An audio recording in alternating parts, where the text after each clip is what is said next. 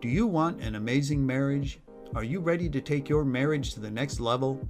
Then stick around for Your Marriage Matters podcast with marriage coach Lynn. Let's put some fun and sizzle into your relationship.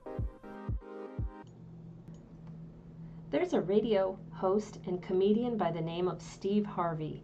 He says that if you ask a man a question, ask him 3 times and maybe you'll get the truth.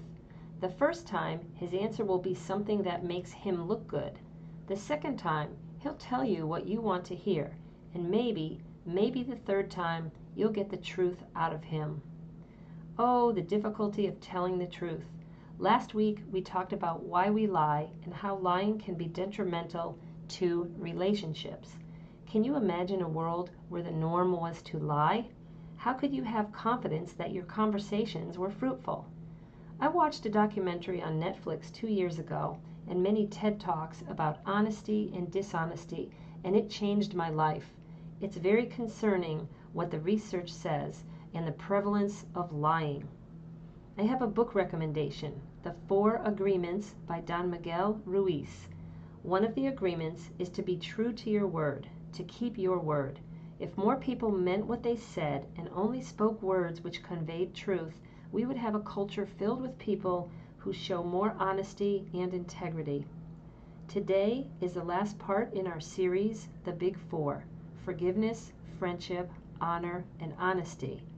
I'll share general thoughts on honesty because we can never talk enough about this important virtue, and in a few minutes we'll talk about the concept of radical honesty.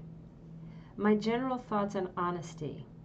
If you want a close relationship, you'll need to be honest with your partner. We know that great marriages are built upon trust and knowing your partner's needs and desires. If you don't communicate honestly, there will be a lot of guessing and assuming. Your partner needs to know and understand you, and honesty is the best way for this to happen. When you share what you're feeling, your partner has the opportunity to respond and relate to you in authentic ways. I've mentioned this before. Please listen to episode 12 of this podcast for more discussion on honesty. We know that honesty is born from or rooted in vulnerability, as I mentioned in episode 12. Vulnerability is being okay with uncertainty, risk, and exposing yourself emotionally and spiritually. Don't be afraid to be seen and exposed for who you are. Vulnerability takes courage. You want to be a good parent, embrace vulnerability. You want to have a satisfying birth experience, embrace vulnerability. Humility is important here too. Humility is the opposite of pride and self-protection. You see, honesty and vulnerability can be counterintuitive and might take effort and time, so be patient with your partner. A big factor is one's childhood experiences. If you were not affirmed, or if you were ridiculed, or if your emotions were not given respect and consideration, you might grapple with vulnerability and honesty. I don't have time to go deeply into these ideas, but hopefully some of this will resonate with you for now. Remember that vowing to be honest saves you the trouble of keeping track of lies. If you find yourself in a situation where you need to come clean, do so courageously. Most of the time, a partner can recover from the offense committed, including an affair, but it's dishonesty that extracts the lifeblood out of your marriage. Living a life of lies is worse than admitting your mistakes and promising to improve. Promise to improve, but do behaviors which show you are improving. More marriages are ruined by dishonesty than honesty. Here's the thing. You come clean, and then you set out to show by your behavior over time that you are living a good, virtuous life, free of dishonesty and filled with integrity. What you want to do is start over with a clean slate and then keep that slate clean. Honesty will set you free. I'd like to share with you the philosophy of Dr. Willard Harley, a psychologist whose work I admire. He's the author of many books on marriage.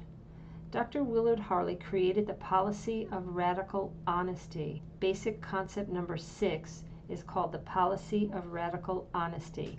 I'm going to read a passage from him. Quote, It isn't easy to be honest. Honesty is an unpopular value these days, and most couples have not made this commitment to each other. Many marriage counselors and clergymen argue that honesty is not always the best policy. They believe that it's cruel to disclose past indiscretions and it's selfish to make such disclosures. While it makes you feel better to get a mistake off your chest, it causes your partner to suffer. So, they argue, the truly caring thing to do is to lie about your mistakes or at least keep them tucked away. And if it's compassionate to lie about sins of the past, why isn't it also compassionate to lie about sins of the present or future? To my way of thinking, it's like letting the proverbial camel's nose under the tent. Eventually, you will be dining with the camel. Either honesty is always right, or you'll always have an excuse for being dishonest. To help remind couples how important honesty is in marriage, I have written the policy of radical honesty. Reveal to your spouse as much information about yourself as you know, your thoughts, feelings, habits, likes, dislikes, personal history, daily activities, and plans for the future. Self-imposed honesty with your spouse is essential to your marriage's safety and success. Honesty will not only bring you closer to each other emotionally, it will also prevent the creation of destructive habits that are kept secret from your partner. The policy of radical honesty combined with the policy of joint agreement are two guidelines that will help you create an open and integrated lifestyle, one that will guarantee your love for each other. They also prevent the creation of a secret second life where infidelity, the greatest threat to your marriage, can grow like mold in a damp, dark cellar. End quote.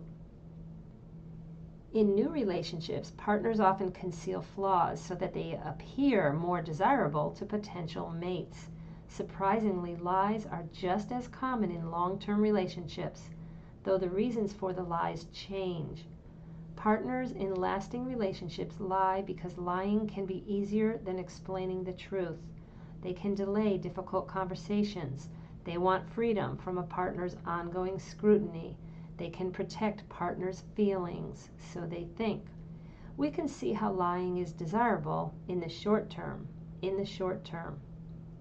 Lie for these reasons, and soon you will not have an authentic relationship, and you will have a lot to keep track of.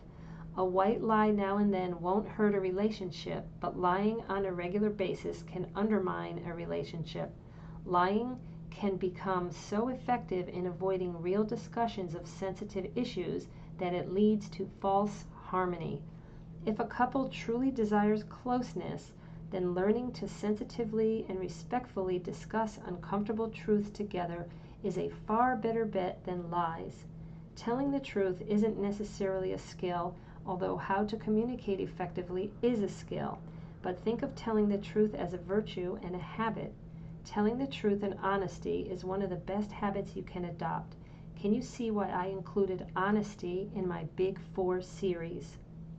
Although this is my second episode on honesty in this series, it is the third on the topic of honesty. Check out episode 11 titled Let's Be Honest. There's so much to say about honesty. I will be delving into honesty and integrity in two of my future works. 2 books I will be working on. One has to do with friendship, and the other is Make Your Marriage Great, Clean of Heart. Rather than devote another podcast episode to the topic of honesty, I'm going to make available for those who sign up for the Your Marriage Matters movement a bonus for you, and that is Lies Men Tell Women. And bonus 2, Lies Women Tell Men. Be sure to join the Your Marriage Matters movement by visiting my website, marriagecoachlynn.com. This wraps up a 5-part series on the Big Four: forgiveness, friendship, honor, and honesty. As I said at the beginning of the series a few weeks ago, the Big Four are more important than compatibility, communication skills, and a good sex life. Why? We can fix communication skill, but the Big Four reveal your character. They are a way of life and are directly linked to the way you treat each other. I wanted to end this series with honesty because you'll see how it ties into our next series. We will immediately launch into the Emotional Fidelity series next week, so click now and subscribe to this podcast if you haven't already done so. Consider the Your Marriage Matters podcast a resource for you. Insurance against toxins in your marriage. Education that can take you to greater levels in your marriage. And encouragement so that you can soar to new heights. Most of all, these talks are for your moral marital health. I am motivated by a love of mankind that we all reach greater levels of happiness and functionality in order to have a more sustainable, whole, and thriving culture. Won't you join me in this mission? That's what the Your Marriage Matters movement is all about. Until next time, make your marriage great.